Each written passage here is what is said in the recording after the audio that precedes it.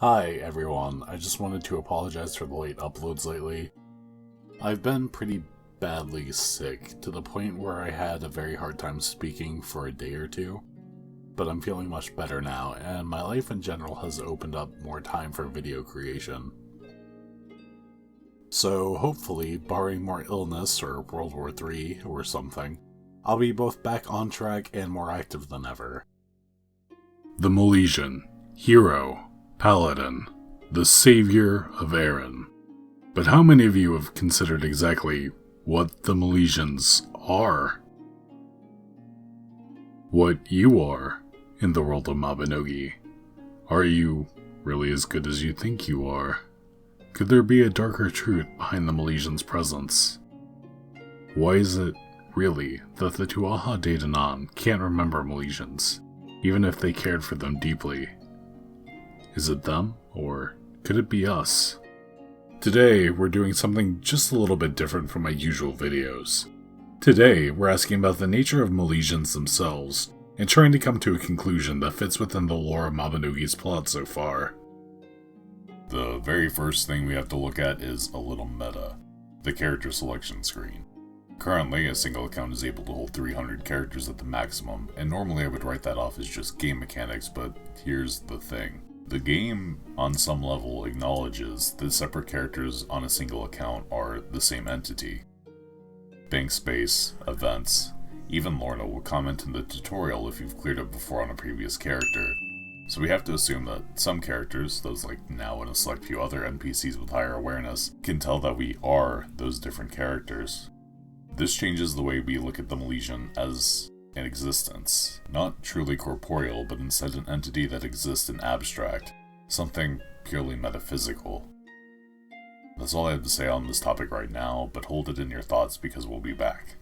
Meta logic aside, I'm far from the only person to take an interest in the way Milletians interact with Erin and the Tuatha De. In fact, Tarlach wrote an entire book about it. I'd like to read some of it to you. The largest population group inhabiting Erin as of late are the Milletians, who are migrants from an unknown world. The word Milletian literally means from the stars, and I must say, the term is quite appropriate for a population that has no known origin. One of the most significant character traits of the Milletians is their rapid growth and ability to be reborn. When they are reborn, they do not just turn younger, their sex may change too. They say that this has to do with the fact that their spirit continues to live on, only taking a new body in rebirth. The other unique characteristic of the Milletians is that they do not experience death, ever. They say that the reason we sometimes cease to see particular Milletians is not because they are dead, but that they migrate to other worlds. As of late, I have, for personal reasons, been spending more time with Milletians than I have with other Tuatha De Dananns. I, at first, thought that our differences were merely a difference in our ethnic character. Eventually, though, I discovered that there was a more fundamental difference between them and us. That difference being our perceptions of time. According to the Knight of Light, who is a Milletian himself, several decades have passed since Milletians have first arrived in Erin. But, from the perspective of a Tuatha De Danann, Milletians arrived in Erin no more than a few years back.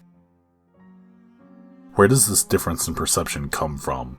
And how is it that what feels like a few years to us is perceived as decades to them? So then, what is causing such a rift in our perception? As I pondered on, I started to sense that there was something very wrong. Milletians often complain that Tuatha De Dananns do not recognize them, and claim that we had met them a number of times previously. The fact that Tuatha De Danann do not recognize Milletians time and time again seems suspicious. According to the Knight of Light and other Milletians, this occurs across the board amongst all Tuatha De Danann of Erin. If that is the case, it's unlikely that this is happening as a result of mere forgetfulness. Perhaps our differences in the perception of time and such disappearing memories share, at its basis, the same explanation. A single explanation is reached. It is, perhaps, that time has indeed passed as the Milletians claim, and that because of our, Tuatha De Danann's that is, loss of memory, we are unable to know that. This certainly seems like a plausible, yet shocking explanation, doesn't it? However, if time had really passed as such, how does one explain the fact that we have not aged in all that time? Actually, perhaps it's a matter of point of view. From our perspective, Milletians are living a day as if they are living through a month, but seen from the other side, we probably appear as if we are forgetting all about the passage of time, which in turn keeps us from getting old. The problem then is to ask, who's right? If we have indeed been living in the same timeline without any gaps in between, it is probably more believable to trust the words of those who in fact remember everything. It is hard to believe, but I think the chances are the Milletians are right. They are, in some ways, very similar to Aaron's animals, perhaps even similar to Fomor in some ways.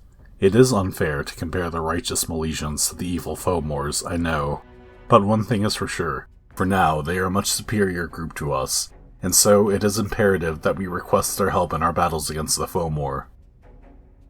Clearly, Tarlach is ill at ease with the nature of the Milletian, and throws some theories out in this piece, but is it really so simple? Just a difference in perception? It doesn't really make sense that not being aware of the passage of time would prevent aging, and doesn't even really explain the Tuatha's memory loss. So let's put that idea aside for now, and talk about another force from outside of Aaron. The Divine Knights, generations 19 through 21, focus on halting the invasion of an eldritch, outsider god, spreading their influence over Aaron. The powers of this deity twist and corrupt those given its blessing. The Milletians' allies in this generation say the following. I will tell you that this monster was once human. The form you saw was twisted by energy from another world. Any trace of the humans they once were has been burned out. All that remains is a puppet. This must seem like a trivial concern to you. Why worry about one open door when another already exists? But this door is different from all others. This is a doorway of the gods. The moment that doorway had opened, another god entered our world, and now it is spreading its influence across Aaron. But hold on, what Talvish said there is pretty weird, right? This must seem like a trivial concern to you. Why worry about one open door when another already exists? Talvish is likening the Milletian to this outsider god. As far as he is concerned, the soul stream and this open door are similar enough to be compared. Avalon, too, mentions energy from another world. This isn't that strange for these generations in particular, but then we think back to Tarlach's book. The word Milletian literally means from the stars, and I must say, the term is quite appropriate for a population that has no known origin. And we start to see a reoccurring theme. In Saga, Tarlach claims that the soul stream actively stops time, but this doesn't seem to be entirely accurate.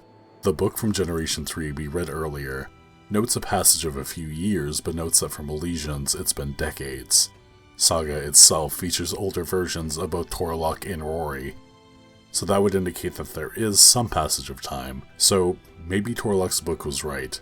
The Tuatha are aging too, but slowly. And now we find ourselves back at the selection screen topic.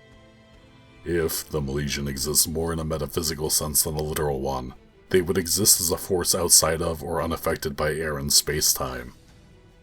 The Tuatha are correct. Time on Aaron passes exactly as they understand it, but the Milletian exists outside of that time. This also explains why they struggle to remember us. The Milletians aren't as real as the rest of the world around them. The Tuatha can remember certain things. The events that occur in the generations, some side quests, the achievements leading to some titles. These anchor points, where the deeds of the Milletians leave permanent marks on the world around them. But even in these cases, it may only be remembered that a Milletian was involved, with finer details escaping their grasp over time. Anything lesser would fade much faster, even romantic interest. An interesting pair of questions arises from this, though. First, how real are the bodies of the Milletians? We see that even the physical body used by Milletians is pretty mutable. gender, eye color, skin tone, and facial features, all shaped nearly at will by the Milletian. It's possible that the Milletian's body is simply a sort of magical construct, the soul given form or something. If that's the case, does that mean that the items that become soulbound to a player character cease being physical objects and become metaphysical ones? I don't know if that makes sense, but I suppose it could be the case. Or maybe the body is physical. I will tell you that this monster was once human. The form you saw was twisted by energy from another world. Any trace of the humans they once were has been burned out. All that remains is a puppet. Could it be that, like the outside god, the Milletian simply turns bodies into puppets? I mean, if the body is simply the soul of a Milletian taking physical shape, shouldn't they all share stats? Why would one body made this way be any weaker than another? Surely they'd all be identical.